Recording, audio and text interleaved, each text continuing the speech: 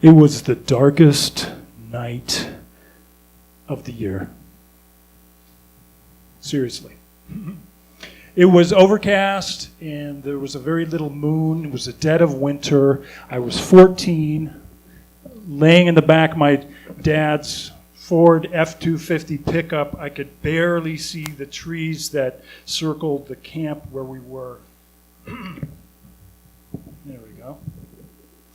My dad and I were deer hunting up in the hills above, or up in the mountains above Glenwood Springs. Earlier in the day, my dad had shot and killed a deer. We dressed it, skinned it, wrapped it in gauze to keep the flies off the flesh like you do. And that night, we laid down the tailgate to the truck, and we put the deer on the tailgate. And then we went to bed. And our feet were basically touching the deer there under the sky in the back of the truck.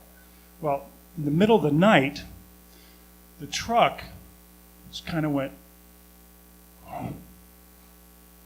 But that's not what woke me up completely. What woke me up was my dad punching me and saying, "Mark, there's a bear! There's a bear!" So this was 1977, long before you could walk across the CU campus and maybe see a bear in a tree. I had never seen a bear in the wild. My dad had never seen a bear in the wild. We didn't know anybody who had ever seen a bear in the wild while hunting in Colorado, so I was a little skeptical, and I woke up and I said, "There's not a bear." And he goes, "Yes, there is. Look, it's right there." And as my eyes started to adjust, suddenly I saw two eyes staring back at me, and the shape of a large bear kind of started to crystallize. The deer was gone off the tailgate. He had pulled it off the truck and was standing there at the edge of the truck looking at us. My dad slowly grabbed his 7mm rifle that was right next to him. He pulled it up, put it to his shoulder, aimed it at the shape that we could hardly see, and he said, "Should I shoot him?" I knew that if you shot an animal and you didn't have a license, that was against the law, but I also knew that this bear was, a half step away from eating our feet. And I was 14, so I said, "I don't know." A few seconds passed, those seconds where you kind of make a decision. Should I shoot? Should I not shoot? Should I shoot? Should I not shoot? What's going to happen? And then suddenly we couldn't see him anymore. We didn't hear him go. We didn't see him go, but the darkness kind of overtook the picture. And it seemed like he wasn't there. The deer was gone. So there was something there, but that something had gone. Well, you can't just roll over and go back to sleep after this. We knew we had to kind of get out of the truck, back of the truck, and get into the cab and spend the rest of the night in the cab.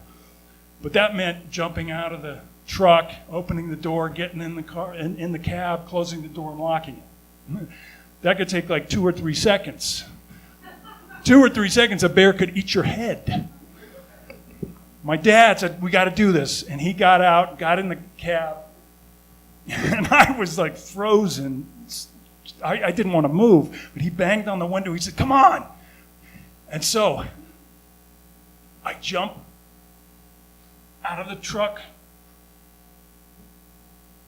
grabbed the door handle, opened it, dove inside the cab, closed the door, and locked it. I spent the rest of the night curled up in the fetal position in the floorboard on the passenger side. It was before I had hit a growth spurt. So I kind of fit down there. Neither one of us slept much the rest of the night. Sun came up. It was a completely different feeling. It was bright, sunny, crisp. We got out of the car. Didn't see a sign of a bear.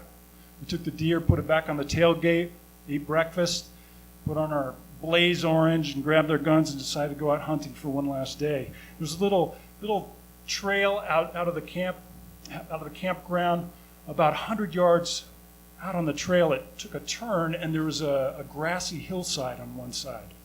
And as we took that turn, we stopped, and there was this large bear on the side of the hill, just kind of soaking in the sun. We stopped, we looked at him, he looked at us, and then he sort of started ambling away, went over the side of the hill. We didn't see him again. Now, the good ending to the story would be where I said, I saw the bear in its majesty and the beauty of its natural habitat, and I was glad that my dad didn't fire the gun that night. But I think the truth was that I was 14 years old and I had a little bloodlust running through my veins, and part of me regretted that my dad had not shot that bear, because I could have gone home and told my friends, "We killed the bear! We killed the bear!" As I've grown older, I've realized, though, that the bear and I had a few things in common. He was just looking for a good meal, spot in the sunshine before taking a long nap. Good meal, a little sunshine, and nap, 3 of my favorite things. So now when I look back on that time when the bear startled us and we startled the bear on the darkest night of the year, I'm always grateful that in those few seconds of decision that nobody took the issue any further than we did. Thanks.